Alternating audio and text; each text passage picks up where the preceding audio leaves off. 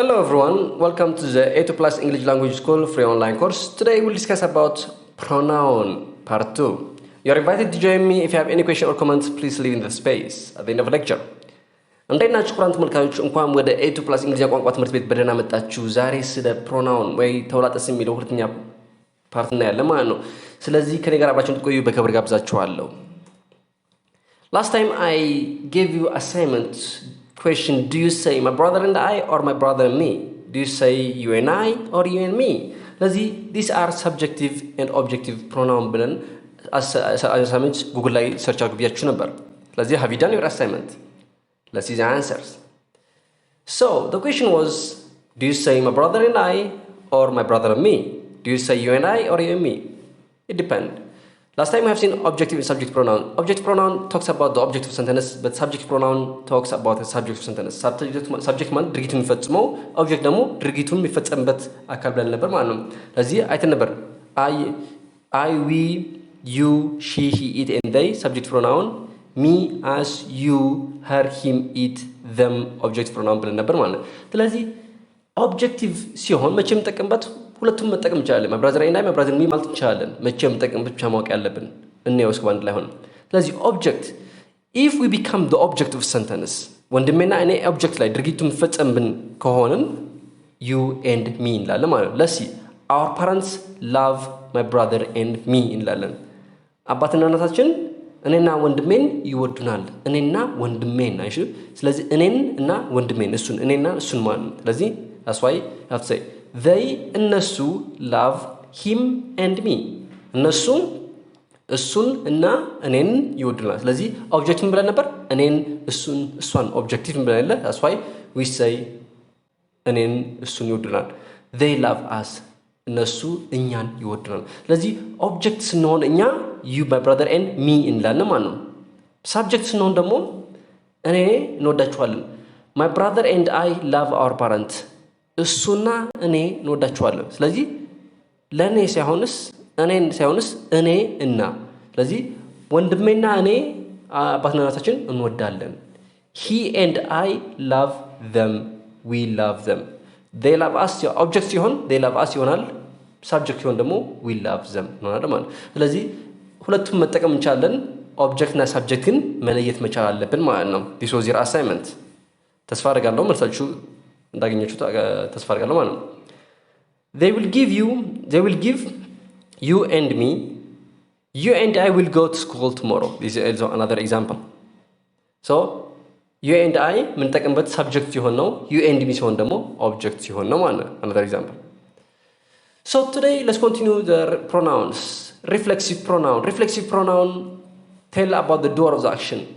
reflexive pronoun የምንላቸው ድርጊቱን የፈጸመው ሰው ነው ይነግሩናል።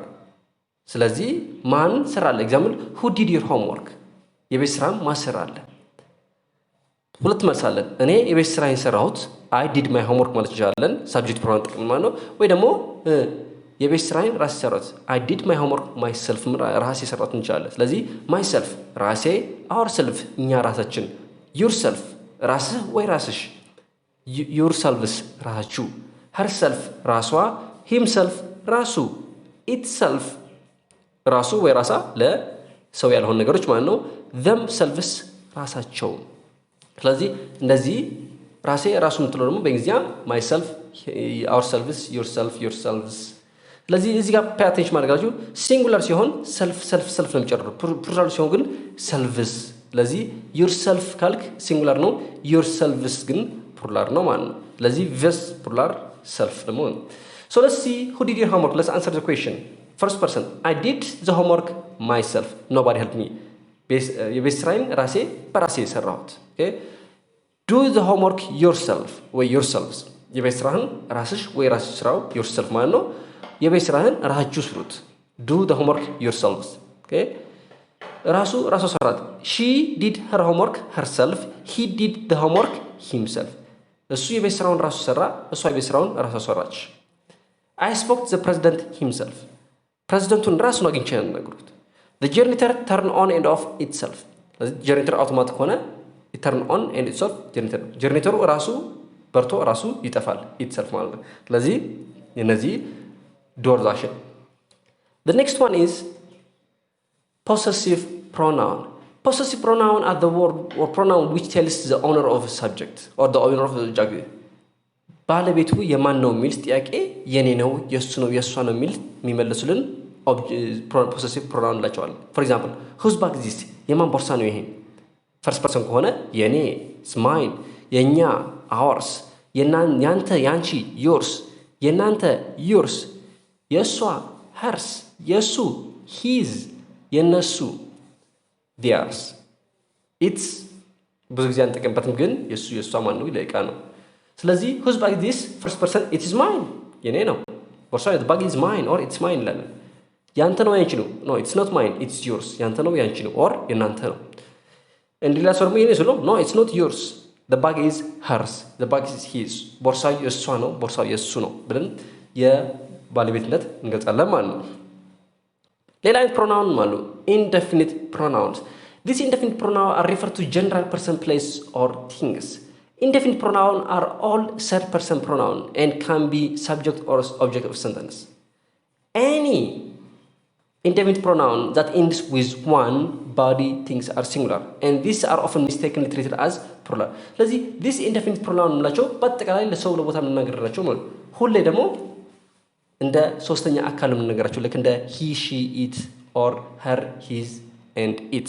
ስለዚህ እነዚህ subject or object ሊሆን ይችላሉ ድርጊትን ፈጽሙት ወይም እንዲፈጸም ሊሆን ይችላሉ ግን ሁሌ እንደ third person ነው የምናያቸው። third person singular ደግሞ እንደ አንድ ነው የምናያቸው እንደ ሶስተኛ አካል ሆኖ እንደ አንድ። እነዚህ ደግሞ ሁሌ የሚጨርሱት እነማን ናቸው?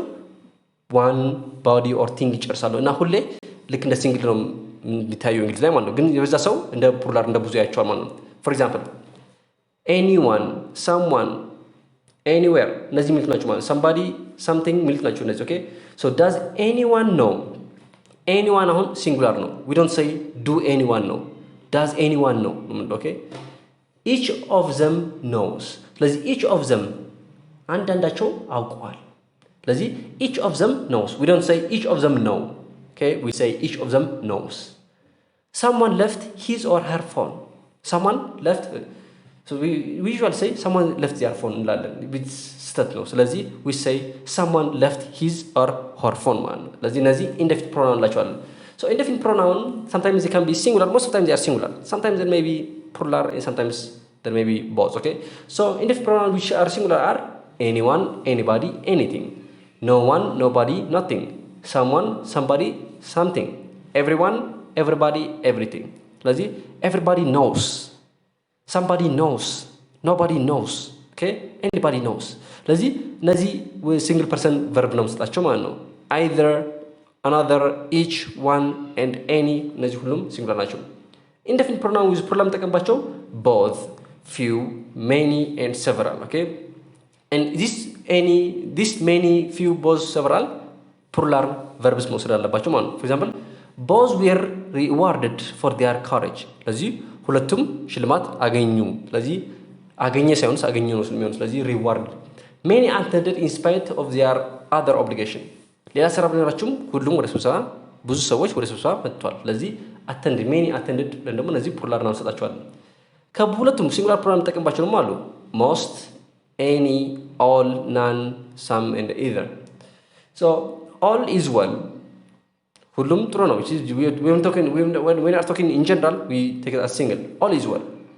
all are attending ደግሞ when we talk about individual ስለዚህ within the group ልክ እንደ collective pronoun within the group ካየናቸው እንደ plural ናቸዋለን within general ካየናቸው ደግሞ እንደ single ናቸው so the next one is relative pronoun relative pronoun begins a clause that refer to the noun in sentence ስለዚህ እነዚህ relative clause ምንላቸው ያ noun or ድርጊቱን ፈጽመውን የሚገልጹ ናቸው እነዚህ ደግሞ እነ that with who whom whoever whomever whose what ሚላቸው ማለት for example who begins a clause that refer to people ሰዎች የሚገልጽ የምንጀምራቸው clause whom ናቸው for example Dr. Gray is the one who saved my life ስለዚህ who saved my life is የሚገልጸው ዶክተር ግሬይ ነው ዶክተር ግሬይ ህይወት እንዳተረፈችው የሚገልጽልን who ብሎ ይጀምራል ማለት ነው ስለዚህ ዶክተር is Gray the one who saved my life ዶክተር ግሬይ ህይወቴን ያተረፈችው ዶክተር ነች ይላል ማለት ስለዚህ እነዚህ relative pronoun ናቸው የሆነ ስለ ናውን in this case ዶክተር ግሬይ የሚገልጹ ናቸው ማለት ነው The last one is